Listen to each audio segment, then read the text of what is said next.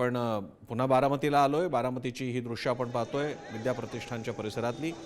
Baramati medical centre मधली Baramati medical सेंटरच्या परिसरातली आहेत। इथूनच अजित पवारांचं पार्थिव हे लोकांसाठी पुढे नेण्यात येणार आहे आणि उद्या अंतिम आज रात्रभर बहुधा अंतिम दर्शन असेल त्यांचं, कारण मोठ्या संख्येने जनसमुदाय आहे। आपल्याला तिथे जय पवार यांची या ठिकाणी सगळी व्यवस्था बघतात, अंतिम फॉर्मॅलिटीज ज्या असतील ते पूर्ण करतात। नम्रता, ही दृश्य बघताना खरंच अंगावर काटा येतो। जय पवार यांचं नुकतंच लग्न झालेलं आहे आणि अजित पवारांना थोडंसं या मधल्या काळामध्ये अनेक आरोप प्रत्यारोप आणि नेहमीचं राजकारणाच्या पलीकडे अजित पवार थोडे आनंदाचे काही क्षण मनस्वीपणे जगले असते, नाचले होते अजित पवार। बहारीनला जेव्हा लग्न झालं होतं ती दृश्य माझ्या डोळ्यासमोर येत अजूनही नम्रता। आणि त्यानंतर मला जयला बघत असताना खरंच त्या वेदनेच्या त्या लाटा आपल्यावरतीपर्यंत येतात, आपल्यावरही त्या आदळतात।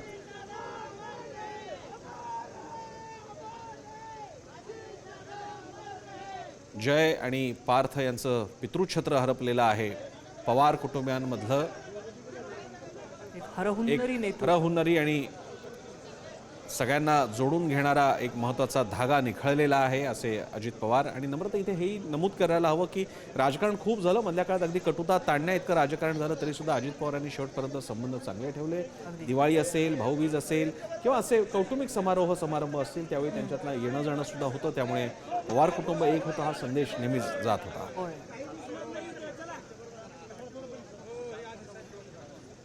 आणि अजित पवारांची प्रसन्न एक खासियत म्हणायची म्हणजे तसं बघताना वरवर वाटताना अजित पवार हे फटकन नेते वाटतात, ते पटकन एखादी गोष्ट बोलून जातात, पण कुठल्याही अडचणीच्या क्षणी अजित पवारांनी कधीही तोल सोडून प्रतिक्रिया दिली असं कधीही आपल्याला दिसलेलं नाही। कितीही मोठी अडचण असू दे ते धीरानं सामोरे जायचे, अतिशय संयत। इतकंच काय, दोन पक्ष झाल्यानंतर सुद्धा शरद पवारांच्या बद्दलचा त्यांचा मान सन्मान हा अनेकदा दिसून आला नम्रता। मग माझा काका खूप मोठा आहे, काकाची पुण्याई आहे असं ते अनेकदा म्हणालेले आहेत। काकाच्या आशीर्वादानं बरं चाललंय। अगदी जी कटुता स्वाभाविकरित्या एकनाथ शिंदे उद्धव ठाकरेंमध्ये बघायला मिळाली दोन पक्ष झाल्यानंतर, ती एवढी एक पक्ष अख्खा फुटल्यानंतर सुद्धा कधीही अजित पवार किंवा शरद पवारांमध्ये दिसली नाही। अजित पवार यांचं पार्थिव रुग्णालयामधून आता या शववाहिकेमध्ये ठेवण्यात येत आहे आणि तिथून ते विद्या प्रतिष्ठानकडे जाणार आहे। विद्या प्रतिष्ठानच्या मैदानात ते अंत्यदर्शनासाठी ठेवण्यात येईल।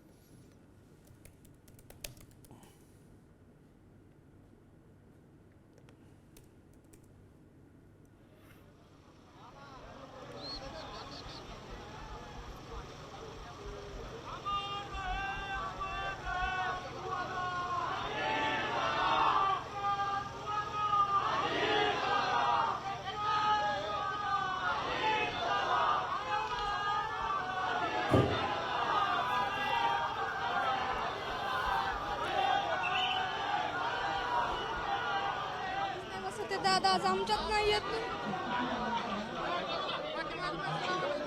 बारामतीकरांचं प्रेम या ठिकाणी दिसतंय। आता देखील सर्वच नागरिकांच्या डोळ्यात तुमच्यासारखंच पाणी आहे। किती त्रास आता होतोय, त्यांना शेवटचा निरोप बोलू नाही शकत। आज खरोखर पोरकं झालो आम्ही, आज खरोखर असं आमचा बाप, घराचा मेन माणूस किंवा सगळं म्हणजे भले कधी हे नाही, पण बारामतीच्या प्रत्येक क्षणोक्षणात दादांची आठवण कायम राहील। दादा गेले खरं तर विश्वासात बसत नाही। महाराष्ट्राचा वाघ हरपला, आज अशा प्रकारचा काही निरोप येईल काही वाटलंच नव्हतं। दादा गेले, परत कधी भेटणार नाही, ती गाई आता परत कधीच दिसणार नाही। ते फोन करणं, ते आवाज देणं, सगळ्याला मुकलो आम्ही। दादांना भावपूर्ण श्रद्धांजली आहे। सुरक्षा गेली आहे, जे आम्ही बारामतीमध्ये रात्रीचा आम्ही अभ्यास वगैरे करताना बाहेर जातो। दरम्यान ही थेट दृश्य आपण बघतोय बारामती मेडिकल सेंटरमधून हे पार्थिव या विशेष रुग्णवाहिकेतून आता नेण्यात येत आहे।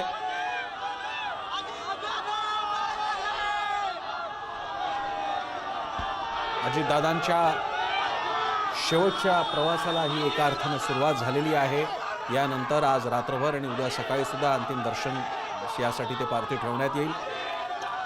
लोक टाहो फोडतायत, भावना अनावर होत आहेत, हसते खिदळते कर्तृत्ववान त्याचवेळी हळवे टीका करणारे, रागावणारे पण तेवढेच मनस्वी असे अजित पवार आज मात्र निश्चलपणे पडून आहेत. ही दृश्य कसे काय बारामतीकर पचवू शकणार? कुणाचीही जी अवस्था होईल अशा वेळी तीच अवस्था बारामतीकरांची सुद्धा होते. ही दृश्य बघताना जर का प्रेक्षकांना सुद्धा अश्रू अनावर होणार असतील तर आपण कल्पना करू शकतो बारामतीकरांसाठी हा केवढा मोठा त्यांच्या हृदयावरती, त्यांच्या मनावर झालेला आघात आहे. ही रुग्णवाहिका निघालेली आहे. यानंतर त्यांचं पार्थिव विद्याप्रतिष्ठानला ठेवण्यात येईल आणि तिथे अंतिम दर्शन होणार आहे. विद्याप्रतिष्ठानच्या मैदानातली दृश्य, इथे जनसागर लोटलेला आहे. इथे मैदानात अजित पवार यांचं पार्थिव अंतिम दर्शनासाठी ठेवण्यात येणार आहे. रात्रभर हे कार्यकर्त्यांना अंत्यदर्शन इथं घेता येईल आणि उद्या सकाळी 11 वाजण्याच्या सुमारास अजित पवारांच्या पार्थिवावर अंत्यसंस्कार होतील. पंतप्रधान नरेंद्र मोदी, केंद्रीय गृहमंत्री अमित शहा हे सुद्धा उद्या अंतिम संस्कारांसाठी येणार आहेत. नम्रता, आपण लक्षात घेऊया इथे ही गर्दी सकाळ दुपारनंतर जी सुरू झाली ती आता रात्रीचे 7:30 झालेले आहेत. तरी संध्याकाळचे 7:30 झालेले तरीही गर्दी आहे. ही गर्दी कमी झालेली नाही आहे अगदी. आणि पुन्हा रात्री हे सगळे दर्शन सुद्धा घेणार आहेत. अजितदादांच्या वरचं हे प्रेम नाही तर आणखी काय म्हणायचं? आणि केवळ दर्शन नाही, ते अखेरपर्यंत अजितदादांना निरोप द्यायला इथे थांबतील. नम्रता, आपण जसं सकाळी सुद्धा म्हणालो तसं नेता एखादा जाण्यासाठी, असा दुर्दैवी अपघात घडण्यासाठी काही क्षण पुरतात, मात्र तो नेता यायला, मोठा व्हायला एक अख्खा काळ जातो. अगदी. आणि असा अजित पवार, असं एक वेगळं व्यक्तिमत्व असलेले अजित पवार, खरंच पक्षातीत मैत्री असलेले अजित पवार, यापुढे सुद्धा महाराष्ट्रात त्यांची स्मृती जागती राहील. महाराष्ट्र त्यांना विसरणार नाही. दृश्य आहे ती बारामतीमधली, त्यांचं पार्थिव घेऊन जात असताना.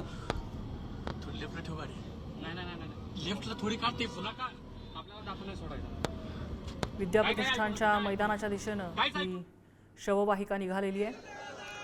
जय पवार सध्या अजित पवारांच्या पार्थिवासोबत आहेत. जगात कुठेही असले अजित पवार, देशभरात असो, महाराष्ट्रात कुठेही दौरा असो, मात्र जीव त्यांचा बारामतीतच गुंतलेला. या बाबतीत मात्र सगळे पवार कुटुंबीय एकच आहेत. त्यांचा सगळ्यांचा जीव बारामतीत गुंतलेला आहे नम्रता. आणि अजित पवारांचा शेवटची घटिका, शेवटचे क्षण सुद्धा बारामतीत असावेत, हा सुद्धा कोणता योग म्हणायचा. आणि तिथेच त्यांच्यावर आता अंतिम संस्कार होत आहेत. बारामतीकरांसाठी हा फार मोठा कसोटीचा काळ आहे. आपल्या भूमीतल्या भूमिपुत्र सुपुत्राला अशा प्रकारे गमावताना प्रचंड संख्येने जमलेली गर्दी, महाराष्ट्रभरातून आलेले त्यांचे चाहते, समर्थक, कार्यकर्ते. बारामतीच्या विकासात शरद पवारांनी जे रोपटं लावलं ते फोफावताना अजित पवारांचा सुद्धा त्यामध्ये सहभाग होता. आज जर का बारामतीला आपण गेलात तर बारामतीचं शहर म्हणून असणारं रोपडं, बारामतीचा विकास. आणि नम्रता, तुला आठवत असेल या निवडणुकीच्या काळामध्ये, महापालिका निवडणुकांच्या काळामध्ये अजित पवारांनी दाखले द्यायचे, तुम्ही बारामती पाहिलंय ना, मी काय करून दाखवलंय तुम्हाला, तेच करून हवं असेल तर आमच्यासोबत असं आव्हान ते करायचं. तसं ना, राज ठाकरेंनी खूप सुंदर याचं वर्णन केलंय. महाराष्ट्र ज्यावेळेला विकसित होत होता, ग्रामीण भाग ज्यावेळेला अर्धशहरीकरणाकडे जात होते, त्यावेळेला जो विकास अपेक्षित होता की ग्रामीण मातीशी नाळ सांगत शहरीकरणाकडे या ग्रामीण भागाला नेणं, ते जे अजित पवारांना जमलं ते कदाचित महाराष्ट्रातल्या इतर कुठल्याही एखाद्या नेत्याला जमलं असेल याबाबत शंका आहे. नम्रता, मला बारामतीला किमान 3 वेळा जाण्याची संधी मिळाली निवडणुकांच्या आणि राजकीय घडामोडी कव्हर करण्याच्या निमित्तानं.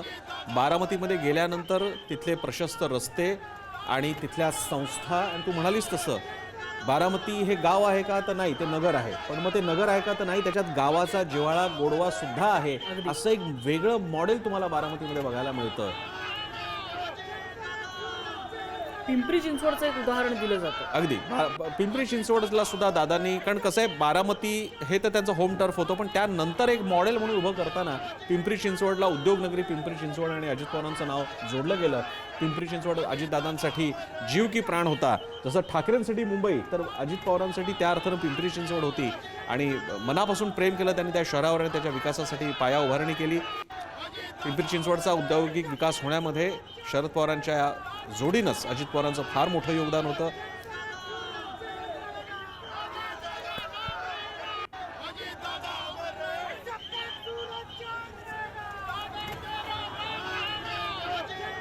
प्रचंड संख्येने आलेली गर्दी बघतोय आपण. ही जी दृश्य बघतोय प्रेक्षकांच्या माहितीसाठी, हे सगळे 2 व्हीलर, हे सगळे 4 व्हीलर हे अजितदादांचं पार्थिव ठेवलेल्या शववाहिकेला, रुग्णवाहिकेला मागे त्याच्या गाडी त्यांनी ठेवलेली आहे. आणि ही दृश्य डावीकडे जी आपण पाहताय ती दृश्य आहे ज्यामध्ये प्रत्यक्ष पार्थिव आहे. नम्रता, आपण पत्रकार आहोत, अनेकदा भावना आपल्याला आवराव्या लागतात कारण आपण पत्रकार म्हणून निष्पक्ष पद्धतीने बघायला हवं, पण हे अमान्य करून चालणार आहे. नम्रता, ज्या माणसाला काल परवापर्यंत बघितलंय, तू तरी पुढारी न्यूजमधली तू त्या अर्थानं शेवटची व्यक्ती आहेस की जिने त्यांची थेट मुलाखत घेतली होती आणि आज त्यांचं पार्थिव आपल्याला बघावं लागतंय. अशा वेळी तो सगळा महापालिकेची आचारसंहिता संपण्याच्या अगदी 1 दिवस आधी आपल्याला वेळ मिळाला होता मुलाखतीसाठी. आणि पुणे आणि पिंपरी चिंचवड बद्दल बोलताना त्यांचं विशेष प्रेम जाणवत होतं, अतिशय आत्मीयतेने ते या दोन्ही शहरांबद्दल आणि विशेषतः पिंपरी चिंचवड बद्दल ते बोलत होते. उत्तम अर्थकारण सुद्धा ज्यांना पूर्ण कल्पना होती, नाही म्हणायची ताकद त्यांच्यात होती. मोठ्या मोठ्या योजनांच्या बाबतीत सुद्धा अजित पवारांनी कर्जमाफी असेल, आता उदाहरणार्थ शेतकऱ्यांची कर्जमाफी, अजित पवार स्वतः शेतकरी आहेत, स्वतः शेती बहुल अशा भागातून येतात, त्यांना हवं तर लोकप्रिय घोषणा करणं काही अवघड नव्हतं, पण तरी सुद्धा अजित पवार त्या बाबतीत आपले रिझर्वेशन्स मांडायचे, आपले आक्षेप मांडायचे. मोठमोठ्या योजनांच्या बाबतीत बघत असताना त्यांना तिजोरीची काळजी होती आणि अशा प्रकारे नाही नकार देऊ शकणारा हा मंत्री म्हणून आपल्याला ओळखावा लागेल की ज्याला कुठेही नकार कुठे द्यायचा आहे, स्पष्ट परिस्थिती कुठे मांडायची आहे. आणि आजच्या राजकारणात अतिशय दुर्मिळ असणारा स्पष्ट वक्तेपणाचा वरदान किंवा मर्यादा दोन्ही असलेला असा हा नेता की ज्यानं कधीही होकाराच्या ठिकाणी नकार किंवा नकाराच्या ठिकाणी होकार दिला नाही.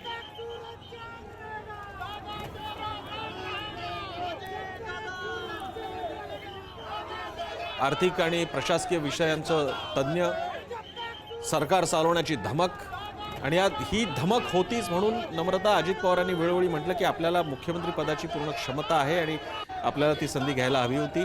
आणि अशा वेळी पुन्हा एकदा मनाला चटका लागून जातो नम्रता की खरोखरच एखादा क्षण निघून जातो, बहुमत मिळालेलं असताना. त्यावेळी ठीक आहे, त्यावेळी जे काही राजकारण असेल मुख्यमंत्रीपद काँग्रेसला देण्यात आलं, पण त्यानंतर विचार कर नम्रता, एवढा काळ निघून जातो, उपमुख्यमंत्री राहिले अजित पवार, आणि त्यांची ही मनातली महत्वाकांक्षा जी आता सर्वांच्या मनातली खंत असेल की अजितदादांची इच्छा मात्र पूर्ण होऊ शकली नाही.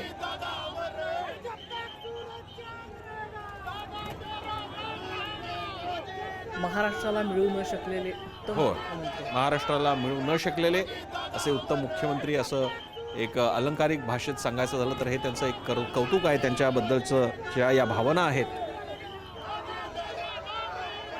कार्यकर्त्यांमध्ये रमणारे अजितदादा. शरद पवार राजकारणाच्या एका पातळीला, विशेषतः राष्ट्रीय पातळीला गेल्यानंतर महाराष्ट्रामधलं राष्ट्रवादीचं सगळं काडर, राष्ट्रवादीचा सगळा लोकसंग्रह, युवा संग्रह, कार्यकर्ता संग्रह हा अजितदादांना शब्दशः दादा मानत होता, त्यांच्यावर प्रेम करत होता. ते केवळ राजकीय संबंध नव्हते आणि म्हणूनच अजितदादा पक्षांच्या पलीकडे. नम्रता, तुला सांगायचं झालं तर पुण्यामध्ये आज तू पक्ष असा म्हणू नकोस की जो अजितदादांच्यासाठी त्यांचे कार्यकर्ते रडत नाही. तू काँग्रेस म्हणू नको, शिवसेना म्हणू नको, मनसे वगैरे म्हणू नको, कारण या सगळ्या कार्यकर्त्यांचा यानं त्या प्रकारे संपर्क आला होता. आणि अजित पवार असे पक्षातीत लोकनेते होते जे आता आपल्यात नाही.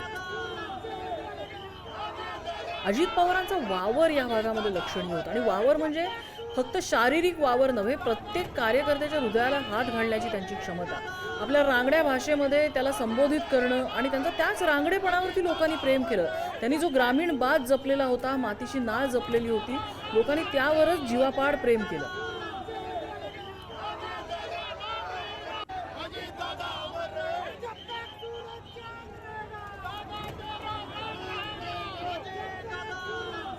अजित पवारांची किती म्हणून रूपं आठवावीत. कार्यकर्ता अजित पवार, मंत्री अजित पवार, विरोध करतानाचे अजित पवार, घणाघाती भाषण करतानाचे अजित पवार, विधिमंडळातले अजित पवार, अशी अनेक रूपं या निमित्तानं तरळून जातात. प्रत्येक भूमिकेला त्यांनी न्याय दिला. मगाशी अनेक आपले मान्यवर पत्रकार मंडळी आपल्यासोबत होती, ते सांगत होते त्याप्रमाणे अजित पवारांनी कधीही समोरच्याच्या टीकेला प्रत्युत्तर दिलं, मात्र प्रतिवार केला नाही. आणि प्रत्युत्तर दिलं का, जोरदार प्रत्युत्तर दिलं, प्रतिवार केला नाही. आणि म्हणूनच त्यांचे संबंध सगळ्यांशी चांगले गेले. मला असा किस्साच आठवत नाही की अजित पवारांच्या एखाद्या अशा घणाघाती वक्तव्यामुळे समोरचा माणूस दुखावला आणि त्यांचे संबंध तुटले, असं कधीही झालं नाही.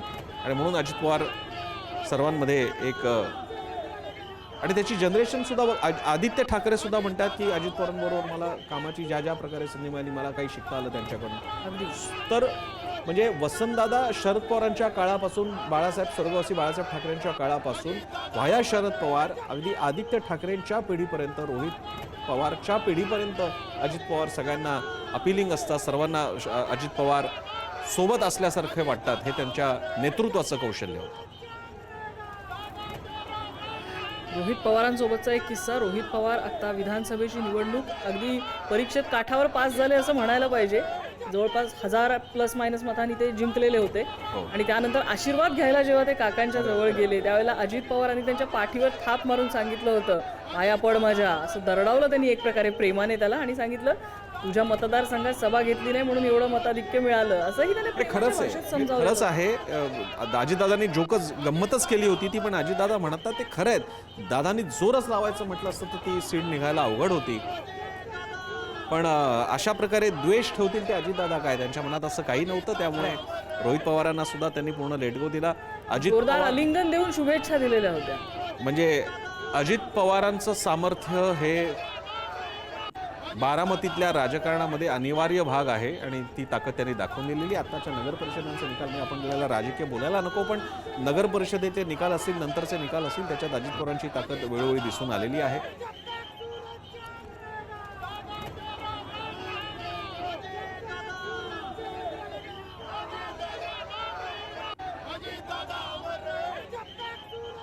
मात्र या सगळ्या घटना नम्रता पाहिल्या जेव्हा डोळ्यासमोर या घटना येतात, मग ते स्वर्गवासी प्रमोद महाजन असतील, गोपीनाथ मुंडे असतील, R.R. पाटील, विलासराव देशमुख आणि आणखी काही नावं आपल्याला घेता येतील, ज्यांची विशेषतः अकाली ज्यांची निधनं झाली, त्यावेळी वाईट वाटतं. नम्रता गेल्या फक्त 20-25 वर्षात किमान राजकारण्यांची अशी पिढी महाराष्ट्रानं गमावलेली आहे. प्रमोद महाजन तर थेट पंतप्रधान पदाच्या दृष्टीने बघितलं जात होतं. R.R. पाटील तर उपमुख्यमंत्री होते, जोरदार त्यांनी ग्रामीण महाराष्ट्रातला चेहरा बनले होते. गोपीनाथ मुंडेंचा तर प्रश्नच नाहीत, केंद्रामध्ये त्यांचं नाव झालं होतं आणि अक्षरशः पद स्वीकारायच्या आधीच त्यांचा अपघाती मृत्यू झाला. महाराष्ट्रात तर ते मुख्यमंत्री म्हणूनच देवेंद्र फडणवीस म्हणाले होते की आम्ही केंद्र भाजपला उधार दिले होते, नंतर आम्हाला परत हवे होते, पण गोपीनाथ मुंडेंवर काळाचा घाला घातला गेला. R.R. पाटील सुद्धा असेच गेले दुर्दैवाने. विलासराव देशमुखांचं निधन तितकंच मोठं ठरलं. महाराष्ट्रातली ही सुसंस्कृत नेत्यांची एक पिढी म्हणायला पाहिजे. अर्थात सुसंस्कृत महाराष्ट्र पातळीवर, आणि अशी संस्कृती इतर राज्यातल्या लोकांना कळायचं नाही की हा काय महाराष्ट्र आहे. इथे मंचावरती एकमेकांवरती कोरडे ओढणारे लोक नंतर एकमेकांसोबत जेवतात काय, गळाभेट काय घेतात, पण हेच महाराष्ट्राचं कौतुक आहे. आणि आता याच पिढीतील, याच शृंखलेतील एक सुंदर पुष्प, अजित पवार नावाचं हे पुष्प, अजित पवार नावाचं हे रत्न निखळून पडलेलं आहे.